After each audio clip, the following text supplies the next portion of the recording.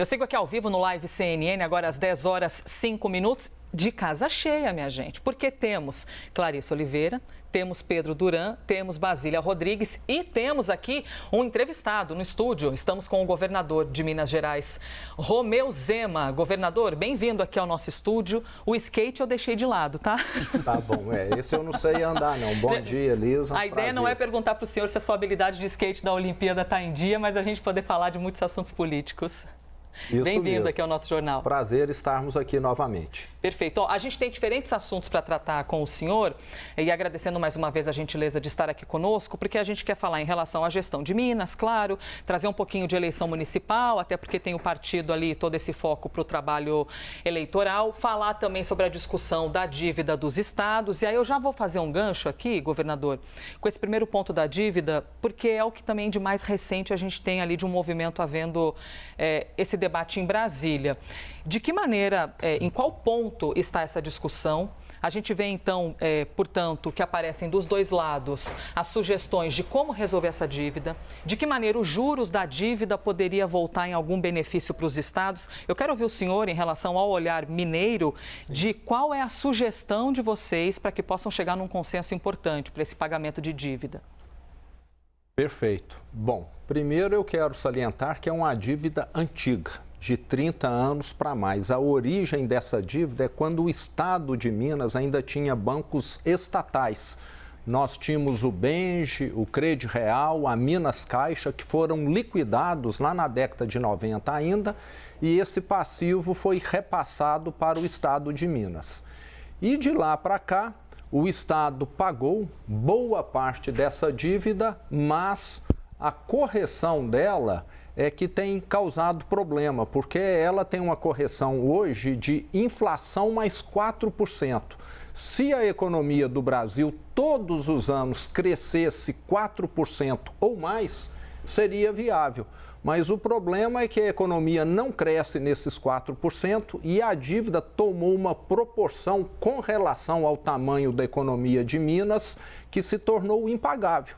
E vale lembrar que esse problema não é exclusivo de Minas. Nós temos o Rio Grande do Sul, temos o Rio de Janeiro e temos Goiás. E lembrando que são estados importantes, estados que ajudam o Brasil a exportar, que têm uma balança comercial muito positiva, que contribuem com a arrecadação federal e que nós temos de ser realistas. Ou nós vamos ter um tratamento especial para essas dívidas monstruosas, ou esses estados não são viáveis. Eu estou à frente do estado de Minas. Toda economia que é possível tem sido feita no meu governo, a começar por mim, governador, que faço questão de dar o exemplo, mas o que nós estamos vendo não é possível pagar IPCA mais 4% sobre 160 bilhões de reais. Certo. Então, o senhor considera que deve haver um olhar diferenciado em relação aos estados que estão mais endividados para conseguir resolver essa situação?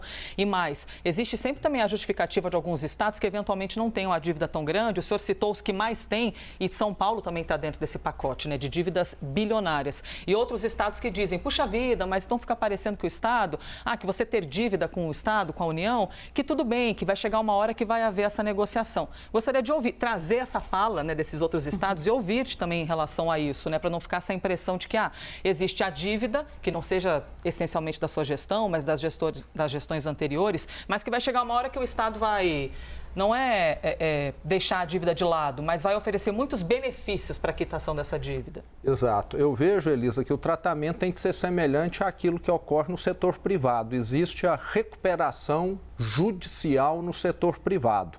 Uma empresa que está em dificuldades vai ter um prazo maior, vai ter uma condição excepcional para poder pagar a dívida, para poder manter os empregos, para poder continuar pagando impostos. E nesses estados que no passado tiveram vários problemas, vale lembrar que eu herdei essa dívida, eu não fiz R$1 dessa dívida, essa dívida foi toda herdada. Até porque na minha gestão o estado já não tinha acesso a nenhuma linha de crédito. Então, é necessário nós darmos um tratamento que viabilize. Agora, tem gente que fala o seguinte: o Estado foi mal gerido no passado, é problema de Minas, é do Rio Grande do Sul, eles que se virem, tudo bem, nós vamos nos virar. Só que nós vamos ficar sem estradas, nós não vamos ter condição de exportar, as empresas que estão nesses estados vão ter dificuldade em operar e quem vai acabar perdendo é o Brasil. Então, nós temos de encontrar um caminho que seja viável. O governo federal hoje, quando lança um refis para o setor privado, ele dá desconto, ele dá prazo. Por que não pode fazer isso também com os estados? O que nós queremos é um estado produtivo para ajudar o Brasil. Vamos aqui girar, então, com as nossas perguntas. Vamos com a Basília Rodrigues. Aliás, governador, eu havia dito para o senhor no começo que a sua câmera seria essa do meio. Parece que eu fiz uma pegadinha. Desculpe, não era a 2, é a 3, exatamente. Mas o senhor que está bastante habituado à televisão, logo já se reposicionou. Eu queria induzir aqui ao erro, mas pronto, câmera 3, que é a do senhor. Fazendo esse esclarecimento aqui, né, Basília Rodrigues? Que no bastidor eu havia feito a indicação ao governador, mas já me corrigi. Basília? Situando o Zema e também Minas Gerais, né, nas pautas aqui da CNN Brasil, no estúdio aí da CNN Brasil. Governador, muito obrigada pela entrevista, bom dia. O senhor, como um político de direita, eu gostaria de saber as suas impressões sobre o que tem acontecido em todo o mundo, com essa que pode ser entendida uma guinada da esquerda. Parlamento na França, mais recentemente com vitória da corrente de esquerda e agora, né, o que é mais novo, essa vitória do Maduro, ainda que não tenha saído a posição do Brasil de reconhecimento ou não da vitória dele nas urnas, como o senhor vê essa vitória do Maduro na Venezuela e essas movimentações da esquerda em todo o mundo? A gente está às vésperas das eleições nos Estados Unidos, onde correntes progressistas veem aí uma possível vitória da Kamala Harris. O senhor, como um político de direita, um mineiro, não pode comer quieto nessa pergunta agora. Tem que dar a resposta. Qual a sua avaliação para as repercussões aqui do Brasil? Bom, primeiro, bom dia, Basília. Essa eleição na Venezuela realmente é preocupante. Parece que há uma falta de transparência. O atual presidente da Venezuela parece que se preparou muito bem para poder montar, né, uma estrutura em que o acesso às informações fosse dificultado. E isso é muito ruim, né, para a democracia, para o nosso continente, já que um país sempre se espelha em outro aqui na América do Sul. Então, vejo com muita preocupação algo muito ruim para o sistema democrático como um todo, né? Nós termos um presidente que não tem interesse em dar transparência a uma eleição, né? Não permitiu o acesso da transparência internacional do próprio Brasil, que queria enviar emissários. Não tivemos esse procedimento. E, com relação ao mundo, eu vejo com bons olhos esse avanço daquele sistema que eu acredito mais, que é o sistema que acredita nos indivíduos, na livre iniciativa. O Estado é importantíssimo, mas nós temos criado no mundo, Basília, uma ideia de que o Estado resolve tudo. E nós temos de lembrar que o Estado tem limites. As pessoas podem contribuir muito mais. E essa ideia de Estado máximo, de Estado tudo pode, Estado é solução para tudo, começa de certa maneira, a criar um ambiente onde as pessoas deixam de acreditar em si mesmas. Tudo passa a ser dependente do Estado. E isso tem atrapalhado muito o desenvolvimento do Brasil e de outros países.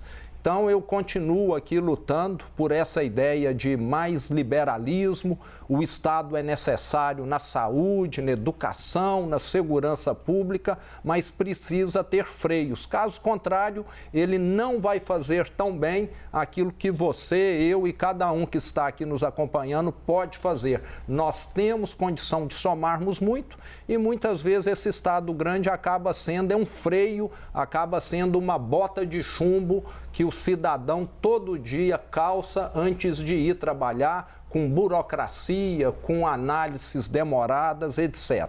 Então, estou aqui lutando por esse mundo melhor que eu acredito. O Estado tem seu lugar, mas precisa ser comedido. Nós seguimos aqui ao vivo com o governador de Minas Gerais, governador Romeu Zema, e agora o próximo a fazer-te uma pergunta, governador, é o Pedro Duran. Tudo bem, obrigado. Bom dia, governador. Bom dia. Obrigado pela conversa aí. Vamos falar um pouquinho de eleições municipais. A gente teve agora a definição do Partido Novo de lançar a sua secretária de Planejamento, Luísa Barreto, a candidatura a prefeito de Belo Horizonte.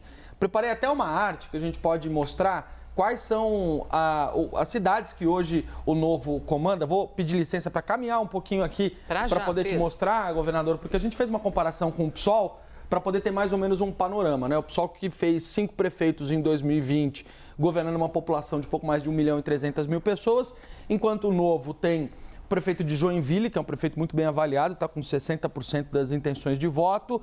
Tem 2 cidades médias para grandes em Minas Gerais, Divinópolis e Patos de Minas, e Ascurra em Santa Catarina, uma população de pouco mais de 1 milhão de pessoas. A minha pergunta é, qual é a expectativa real do Partido Novo na eleição de 2024? Vocês têm uma conta de quantos prefeitos vocês pretendem fazer do ponto de vista realista? Existe esse número? Dá para aumentar a composição do Novo nas câmaras municipais? Com que tipo de meta vocês projetam? Tem alguma outra grande cidade que pode entrar aqui que o senhor acha que o Novo tem chances? Bom, Pedro, eu vejo que o Novo vai ter uma eleição muito diferente de qualquer outra que ele teve no passado, porque nós nunca tivemos uma eleição municipal pulverizada como nós vamos ter agora. Nós vamos estar disputando cargos de vereador e prefeito, me parece que em cerca de 600 cidades. Para você ter ideia, há 4 anos atrás esse número era coisa de 40. Então, um número extremamente diferente, foi multiplicado por 10, por 15, e isso está dentro de uma nova visão do partido. No passado, o partido ficou muito preocupado, e de maneira errada, no meu entender, em cumprir a cláusula de barreira, em eleger deputados federais para poder cumprir a mesma. E hoje nós sabemos que um trabalho de longo prazo demanda uma base boa de vereadores e prefeitos. Então, a previsão para esse ano é nós termos aí de 15 a 30 prefeitos eleitos, um número muito maior do que um prefeito eleito, que foi o Adriano em Joinville há 4 anos atrás, e devemos ter aí 300 vereadores aproximadamente também, que é uma base muito maior do que os 30, 40 que foram eleitos há 4 anos. Você vai entrar na campanha, inclusive, de outros estados, governador? Eu estarei participando dentro do possível, sim. Já falei para o partido que eu estou à disposição. É lógico que o meu tempo é curto, né? Mas dentro do possível, sim. Inclusive, essa semana eu estarei na quinta-feira à tarde, à noite, na sexta-feira, em Santa Catarina, com diversos pré-candidatos do partido a prefeito e vereador. É onde o partido mais tem crescido, é no estado de Santa Catarina. Pois é, um partido bastante conservador, inclusive, e vocês, governadores, ficam nessa agenda também, gravar vídeos, estar com os candidatos e tudo aquilo que é utilizado em rede social, até para essa campanha eleitoral. A gente sabe que a agenda é bem extensa nesse período. Clarissa Oliveira também está aqui com a gente, governador. Bom dia para o senhor, governador. Obrigada pela presença aqui mais uma vez. Governador, no ano passado o senhor conseguiu aprovar ali um aumento bem extenso do salário do governador, do vice, de secretários. E esse assunto agora volta a ser uma polêmica porque estaria atrapalhando a aprovação do plano de recuperação fiscal, porque haveria uma vantagem salarial, entre aspas, né, considerando Sim. que havia uma defasagem muito grande, um congelamento muito longo dos salários, mas que isso poderia estar atrapalhando a aprovação do plano de recuperação fiscal. Considerando o quanto isso já serviu de munição para a oposição ao senhor, o senhor acha que talvez o custo político desse reajuste tenha sido alto demais? Como que o senhor avalia agora esse cenário e principalmente o fato disso estar sendo usado para colocar em discussão essa aprovação do plano? Perfeito, Clarissa. Realmente, Clarissa, esse ponto tem sido explorado, só que ninguém fala a verdade, né? Nós temos que falar a verdade, que é a seguinte: um secretário de Estado de Saúde, de Educação em Minas, ganhava menos do que um secretário municipal de saúde de uma cidade pequena. E eu comecei a perder secretários. Eles ficaram lá comigo 4 anos como voluntários, que foi o que nós definimos, e no início da segunda gestão, nós falamos, nós vamos fazer agora uma correção para o que é normal em todos os estados do Brasil. E lembrando que no passado, isso ninguém fala, os secretários de Minas tinham os jetons, ganhavam muito mais do que hoje, inclusive. Isso não sai em jornal nenhum, não vejo ninguém falar. E eu sou um governo que preza pela transparência. Então, se está lá hoje que o meu secretário ganha X, é porque ele ganha X. Porque antes o que constava é que ele ganhava X dividido por 3 e tinha mais 10X por fora. Então, isso ninguém comenta. Então, eu gosto de fazer o certo e, infelizmente, fazer o certo no Brasil custa caro. Mas eu estou com a minha consciência tranquila. Foi uma correção necessária. Mostramos para a Secretaria do Tesouro Nacional que seria impossível você ter um secretário de Estado ganhando menos do que um secretário municipal de uma cidade de 5 mil habitantes. Então, algo totalmente transparente que eu não tenho que temer, mas que infelizmente tem sido explorado de uma maneira distorcida por opositores. E no caso do Conselho de Recuperação Fiscal, o senhor avalia que há um rigor excessivo, talvez, em tratar isso como um empecilho? O que eu queria que eles considerassem, Clarice, é o seguinte: antes eram 21 secretários, hoje são 13. Antes, um governador tinha 32 empregadas no palácio. Hoje tem 0, porque eu moro na minha casa, que eu pago aluguel e não tem nada. Só isso aí eu demonstro que nós estamos muito mais economizando do que gastando.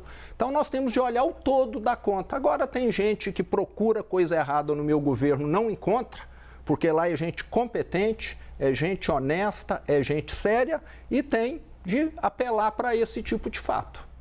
E nós aqui, enquanto imprensa, claro, trazemos todos os assuntos, todos os questionamentos, porque diz respeito, lógico, ao trabalho da imprensa e à nossa responsabilidade com quem nos assiste para esclarecimentos. Deixa eu trazer um pouquinho aqui Jair Bolsonaro para a conversa, governador, porque o senhor tem ali uma proximidade, né? É um governador conectado com essa base bolsonarista e o cenário que diz respeito a Jair Bolsonaro, desde o início da gestão até agora, ele foi mudando no que diz respeito a investigações, Polícia Federal, aí o assunto da ABIN paralela, aí as joias da Arábia Saudita, aí o cartão de vacina, enfim, são vários assuntos e que a gente trata aqui com muita maturidade todos eles. A raiz, a essência, quem está pertinho de Jair Bolsonaro, trabalha muito em falar que é tudo uma perseguição. Que nada aconteceu e é tudo uma perseguição. Eu quero ouvir o senhor, por favor, até porque o seu eleitor também o vê muito conectado a Jair Bolsonaro. Como é que o senhor fica no meio desses acontecimentos todos? Bom, acho que nós temos, assim, de colocar tudo na mesma balança. Presidentes anteriores ao nosso Jair Bolsonaro receberam presentes? Se sim, como que foi tratado? Ele está tendo o mesmo tratamento?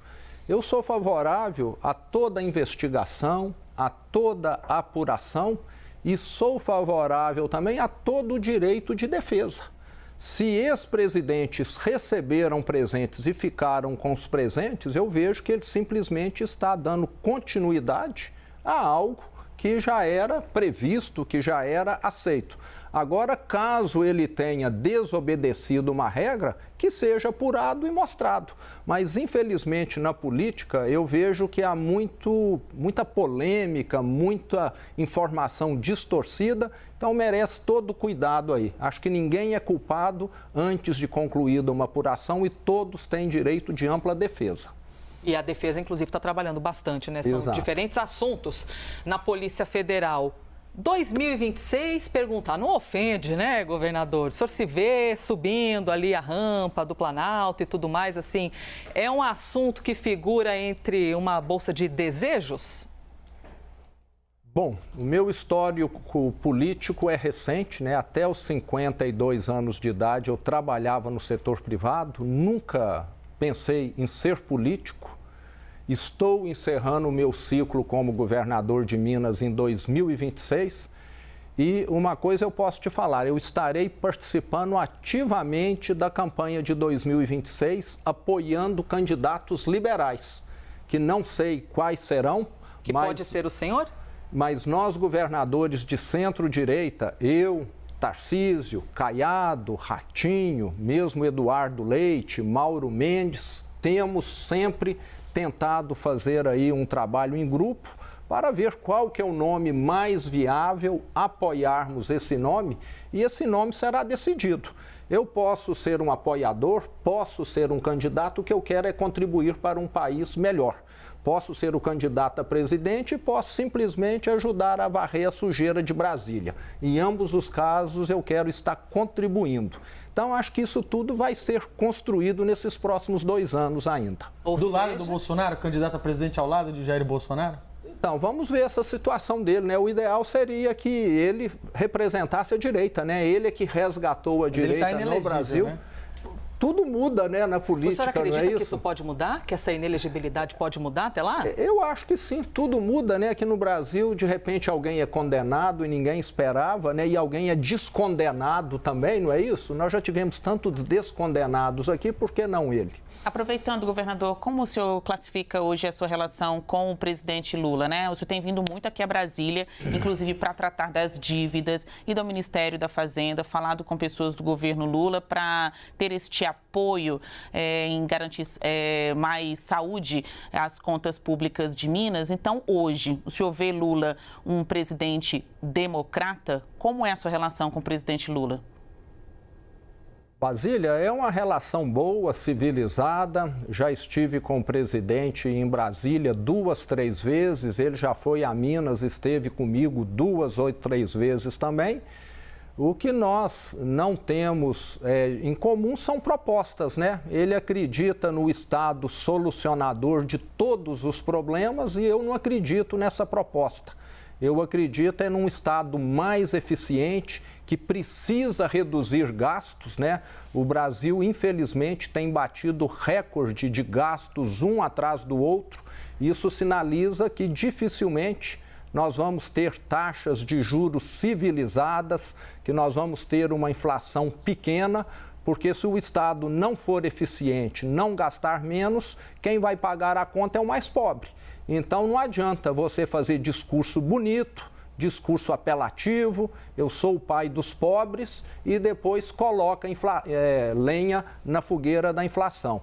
Então eu vejo aí uma certa contradição e me preocupa muito. O Brasil está com as suas contas públicas muito ruins. E se nós não tomarmos cuidado, é só questão de tempo para nós repetirmos aquele desastre que foi 2015 e 2016. Recessão, inflação alta e muito desemprego. 3 milhões, lembrando aqui, perderam seus empregos naqueles 2 anos. E nós estamos plantando exatamente o mesmo jardim com a mesma receita. Romeu Zema, governador do estado de Minas Gerais, gentilmente participando de uma entrevista conosco aqui no estúdio. Agradeço, hein, governador? Nós tínhamos mais várias perguntas aqui, contrapontos. Porém, nós temos o relógio aqui na frente nos olhando e a gente tem de encerrar agora a entrevista. Muito obrigada. Eu é que agradeço. Prazer estar aí com vocês. Prazer, pois é, estarmos juntos pessoalmente aqui pela primeira vez. Já conversamos algumas vezes à distância, mas pessoalmente a primeira vez. Obrigada, governador. Eu que agradeço. Basília, Clarissa, Pedro, obrigada por essa entrevista também.